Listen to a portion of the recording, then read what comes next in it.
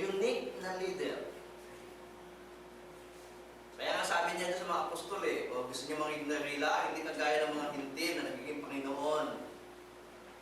Di ba? Kung talagang gusto niyo mas matangat kayo sa iba, magpakababa kayo. Maging slave kayo. Kayo maangat ka maging slave. Kaya ka tinawag ng Panginoon para maging slave. Okay? At yan ang kagandahan sa ating Panginoon Kristo. He is a good leader. Kasi wala siyang iuutos sa iyo na gagawin mo na hindi niya muna ginawa. Kalimitan sa mga leader natin, hindi kayang gawin yung pinagagawa nila. Diba? Kagaya nyo, nagkakagulo sa politika natin. Bakit?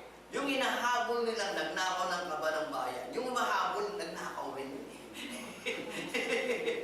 Paano ngayon? Kaya yun, ikot na lang ang ikot yung walang makahinat na. Yeah, mula sa ZTE, di ba? Paano mga scandal na yan, mga scam na yan, di ba? Yung pagkahabol nila kay Angel Reyes, namatay na, hindi wala nangyari, di ba? Bakit? Walang parang sila eh. Pero ang ating pasurpresa, pag may pinasusunod sa tao, una niya munang ginawa. Kung sinabi niya sa tao na huwag kang magnanakaw, hindi siya nagnakaw. Kung sinabi niya sa tao huwag kang papatay, hindi siya pumatay. Diba? Kung sinabi niya sa tao, igalang mo ang iyong ama at ang iyong ina, hindi niya ginawa yun.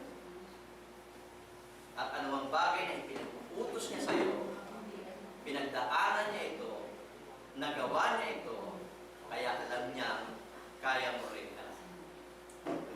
At kung sinasabi sa iyo ng Panginoon na lumakad kang kasama ko at maging perfectong tulad ni Abraham,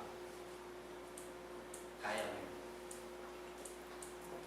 Tingnan mo lang yung tunay na definisyon para huwag ka na maligaw. Kasi dito tayo na malaki yung expectation natin ng salitang perfect. Pero sa Biblia, simple lang.